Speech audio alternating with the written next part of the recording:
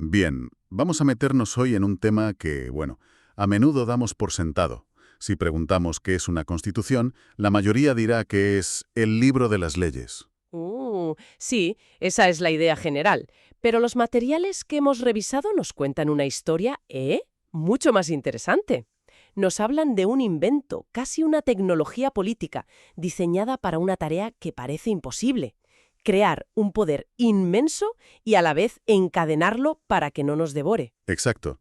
Y ese invento, que hoy es la base de casi cualquier Estado, tuvo su Big Bang a finales del siglo XVIII en dos lugares muy distintos.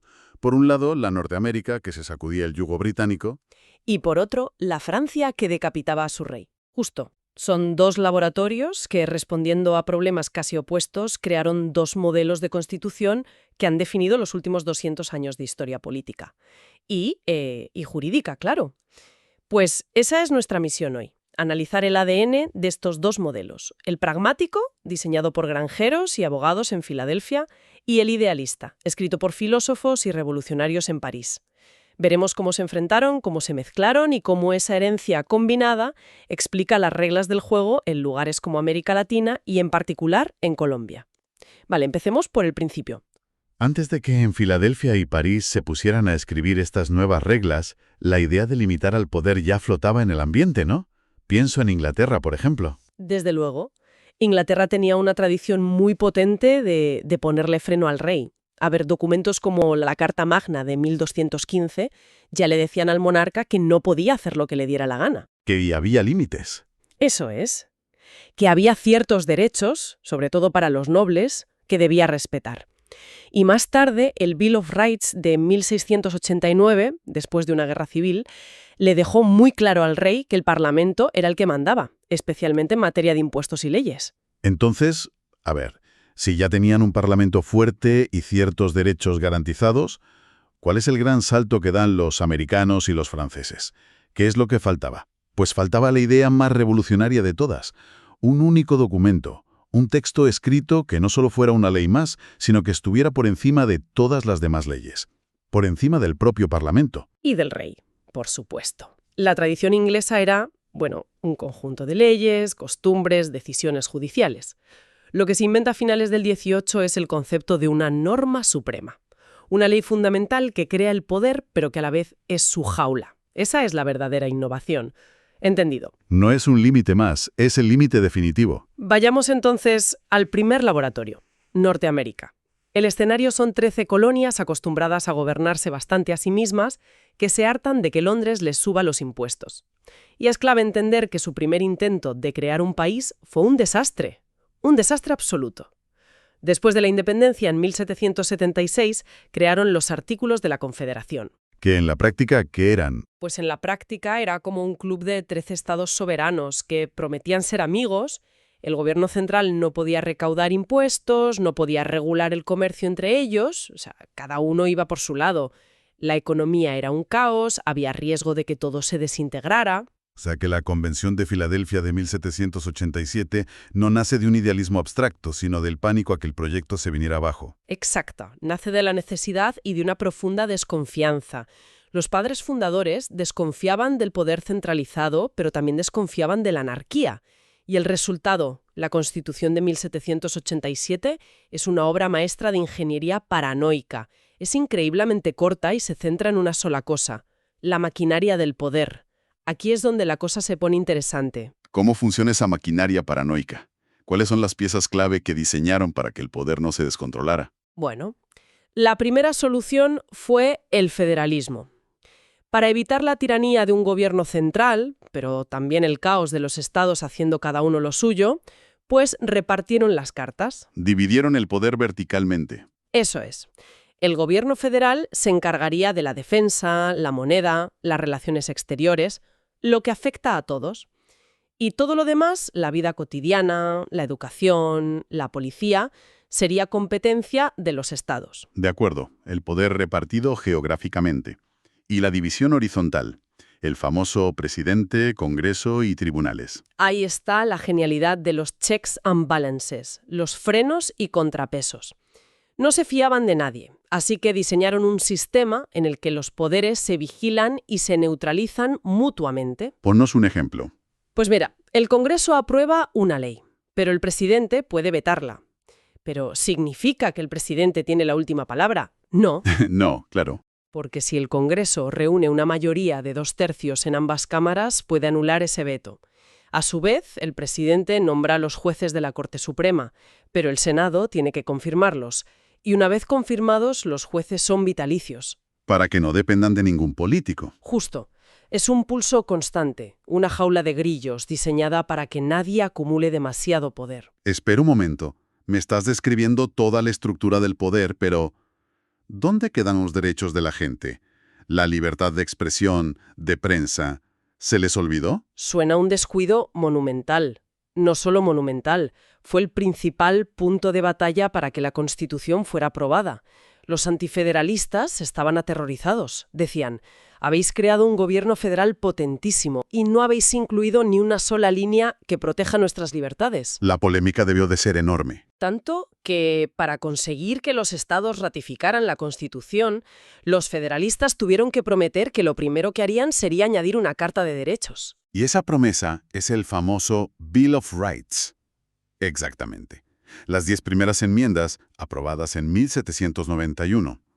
Y ahí está todo lo que nos suena. Libertad de culto, de expresión, de prensa, el derecho a un juicio justo. Se añadieron como un parche, como una concesión política indispensable para que el invento echara a andar. Vale, ya tenemos la maquinaria y los derechos. Pero queda una pregunta clave. La Constitución dice que es la ley suprema del país. Pero a ver, esos son solo palabras en un papel. Si el Congreso al día siguiente aprueba una ley que la contradice, ¿quién tiene el poder real para decir, no, esto es inválido? ¿Quién es el árbitro? Esa es la pregunta del millón. Y la respuesta no estaba escrita en el texto original. Tuvo que ser inventada por la propia Corte Suprema en un caso que parece menor, pero que lo cambió todo. Marbury contra Madison, en 1803. Cuéntanos, porque esto parece el momento en que la Constitución cobra vida de verdad. Pues la historia es casi una telenovela política, pero el razonamiento del juez John Marshall es de una lógica aplastante. Dijo algo así: señores, tenemos un dilema. La Constitución dice una cosa y esta ley del Congreso dice otra. ¿A quién hacemos caso? Claro, si la Constitución es la norma suprema, como ella misma afirma, entonces cualquier ley que la contradiga es nula, no existe. Y como el trabajo de los jueces es interpretar y aplicar las leyes, es nuestro deber no aplicar una ley que sea inconstitucional. Y con esa sentencia se autoproclaman guardianes de la Constitución. Eso es. Nació el control judicial de constitucionalidad. Y el modelo americano quedó sellado. Un modelo basado en la desconfianza hacia el poder y el protagonismo de los jueces. Pero casi al mismo tiempo, al otro lado del Atlántico, en Francia, estaba ocurriendo algo radicalmente distinto, con una filosofía casi opuesta, ¿verdad? Totalmente opuesta. Si Norteamérica fue una reforma pactada entre élites para crear un gobierno estable, Francia fue una explosión social para demoler un mundo entero. El objetivo de la Revolución Francesa no era ajustar la maquinaria, era hacer tabla rasa. Romper con todo. ¿Con todo? Acabar con 1000 años de monarquía absoluta, privilegios de la nobleza, el clero. Querían construir una sociedad nueva desde cero, basada en la razón y la igualdad. Y su documento fundacional no es una constitución técnica como la americana, sino una declaración de principios casi poética, la Declaración de los Derechos del Hombre y del Ciudadano de 1789. Ese es el corazón de la revolución. Es un texto con vocación universal que proclama que todos los hombres nacen libres e iguales en derechos. Y, lo más importante para nuestro tema, declara que la soberanía reside en la nación y que la ley es la expresión de la voluntad general. Ese es el dogma central del modelo francés. La ley es la expresión de la voluntad general. Eso suena muy bien, muy democrático, pero intuyo que tiene consecuencias enormes para el papel de la Constitución y de los jueces. Consecuencias sísmicas. A ver, si la ley aprobada por el Parlamento, que representa a la nación soberana, es la máxima expresión de la voluntad del pueblo, ¿quién podría estar por encima de ella? Nadie. La respuesta revolucionaria fue nadie. Esto creó una especie de culto a la ley y, por contraposición, una desconfianza patológica hacia los jueces. Pero, ¿Por qué ese odio a los jueces? ¿Qué habían hecho? Es que en el antiguo régimen, los jueces de los altos tribunales, los parlaments, eran nobles que habían comprado o heredado sus cargos. Eran vistos como el epítome de la casta y el privilegio. Así que, para los revolucionarios, la idea de que un juez pudiera anular una ley aprobada por la Asamblea Nacional era una aberración. Sería como dejar que el pasado reaccionario juzgara al futuro democrático. Exactamente. Por eso, en Francia, el héroe es el legislador, el diputado que representa al pueblo, y el juez es, como mucho, un funcionario secundario. Un autómata casi. Sí, se le veía como la boca que pronuncia las palabras de la ley. Por eso, durante más de 150 años, en Francia fue impensable un sistema de control judicial como el americano. La garantía de los derechos no estaba en un tribunal, sino en la virtud del legislador. Esto explica también por qué, a diferencia de la estabilidad de la Constitución estadounidense, Francia tuvo una docena de constituciones en menos de un siglo, ¿no? Así es, si la Asamblea Soberana podía cambiarlo todo, la tentación de empezar de cero con cada cambio político era enorme. Tuvieron la de 1791, la de 1793, la de 1795, luego las de Napoleón. Era un laboratorio constitucional en ebullición permanente. Bien, recapitulemos porque tenemos dos filosofías opuestas. Por un lado, el modelo estadounidense, pragmático, desconfiado, que crea una constitución candado, breve y difícil de cambiar, y que le entrega la llave a los jueces. Podríamos decir que es un modelo que aporta la maquinaria de control. Su gran legado es esa idea de la Constitución como norma jurídica suprema. Y por otro lado, el modelo francés, idealista, revolucionario, que pone toda su fe en la ley como voluntad del pueblo y en el legislador como su profeta, marginando al juez.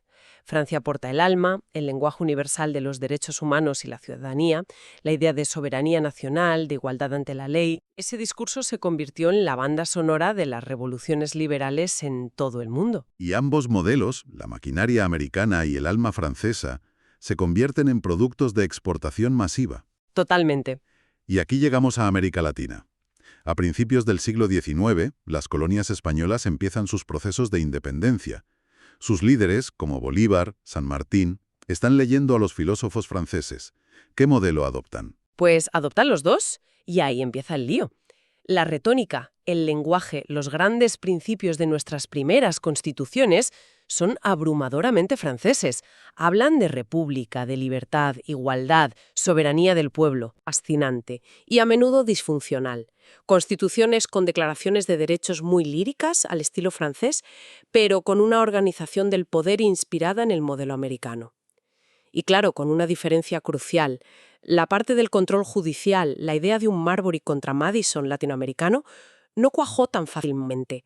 Había una brecha enorme entre el papel y la realidad. Gigantesca. Durante todo el siglo XIX y buena parte del XX, las constituciones eran en muchos casos papel mojado. El poder real lo tenían los caudillos, los ejércitos, y el control de constitucionalidad era una ficción. Aterricemos en el caso colombiano por ver este proceso. Colombia en el siglo XIX fue el ejemplo perfecto de esta tensión, ¿no? Con guerras civiles constantes entre federalistas y centralistas. Fue un siglo de inestabilidad crónica.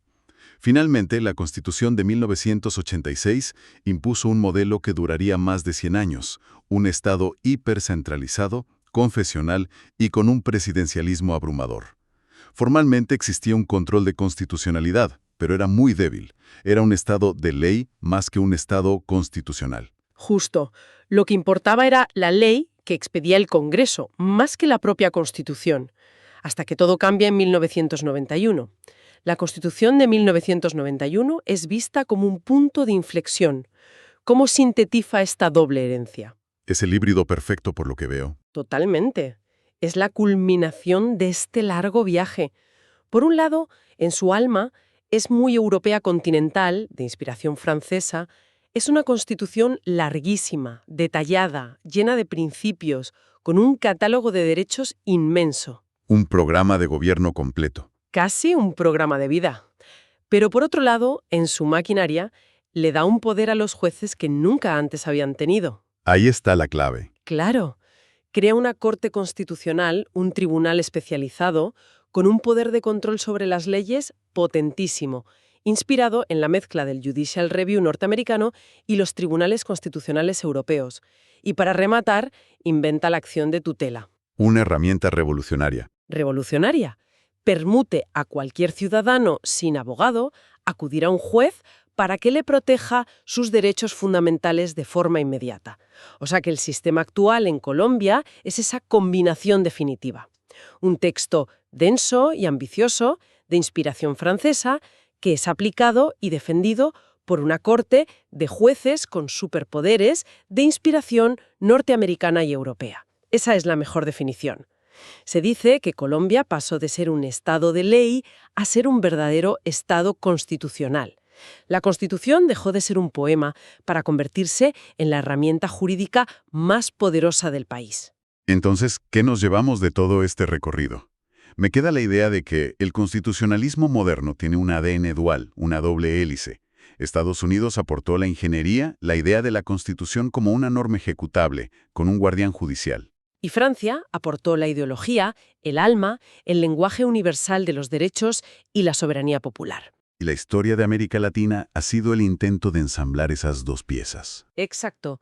Comprender de dónde vienen las reglas del juego, porque una corte puede tumbar una ley, porque hablamos de derechos fundamentales, porque el presidente tiene tanto poder, no es un simple ejercicio de historia. Es entender el manual de instrucciones de nuestras sociedades actuales. Para terminar, esta exploración nos deja con una tensión que sigue vivita y coleando.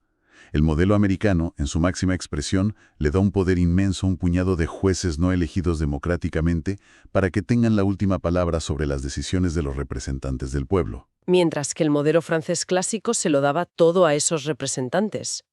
Y esto plantea una pregunta fundamental que sigue sin una respuesta fácil en cualquier democracia. ¿Quién debe tener la autoridad final para interpretar las reglas que nos gobiernan a todos? ¿Los jueces o los políticos?